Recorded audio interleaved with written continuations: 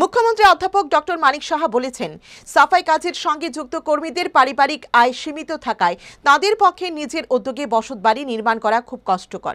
তাই সাফাই কর্মীদের নিরাপদ আবাসন, সম্মানজনকভাবে জীবনযাপনের লক্ষ্যে কোয়ার্টার কমপ্লেক্স নির্মাণ করা হয়েছে। আজ আইজিএম হাসপাতাল সংলগ্ন হরিজন কলোনিতে নবনির্মিত হরিজন আবাসনের উদ্বোধন করে একথা বলেন তিনি। মুখ্যমন্ত্রী বলেন, এই আবাসন নির্মাণের জন্য সুবিধাভোগীদের কাছ থেকে কোনো টাকা নেওয়া হয়নি। উল্লেখ্য, স্পেশাল ডেভেলপমেন্ট স্কিম প্রকল্পে এই কোয়ার্টারটি নির্মাণ করতে ব্যয় হয়েছে 2,93 লক্ষ টাকা।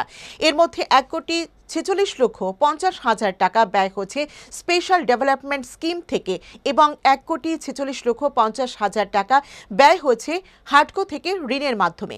আজ 9 জন সুবিধাভোগীর হাতে এই আবাসন তুলে দেওয়া হয়েছে।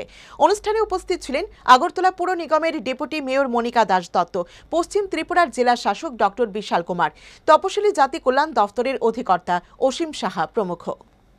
যারা সাফাই কর্মীরা আছেন, সেই সাফাই কর্মীদের জন্য এত সুন্দর একটা সুদৃশ্য বিল্ডিং, আমি বলবো, আমি ভিতরেও গিয়েছি, এত সুন্দর ব্যবস্থাপনা, বাথরুম, টয়লেট, কিচেন এবং থাকার ব্যবস্থা, সামনে বসার ব্যবস্থা।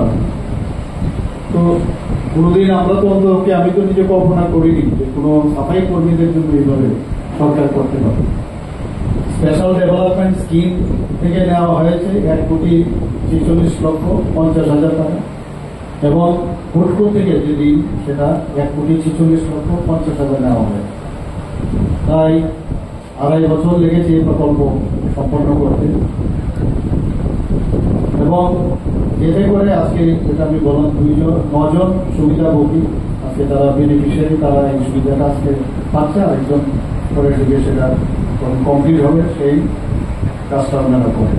স্বর্ণকমল স্বর্ণবর্ষা 2 জুলাই থেকে 23 আগস্ট। মেগা লাকি ড্রতে 2টি স্কুটি, লাকি ড্রতে 7টি স্বর্ণমুদ্রা, হীরের গয়নার মজুরিতে 75% ছাড় এবং সোনার গয়নার মজুরিতে 20% ছাড় থাকছে। প্রতি কেনাকাটায় নিশ্চিত উপহার। এছাড়া যে কোনো হলমার্ক যুক্ত গয়নার সমমূল্যের হলমার্ক যুক্ত নতুন গয়না কেনার সুবর্ণ সুযোগ। স্বর্ণকমল জুয়েলার্স, আজই আসুন আমাদের আগরতলা এবং উদয়পুরের শোরুমে। শর্তাবলী প্রযোজ্য।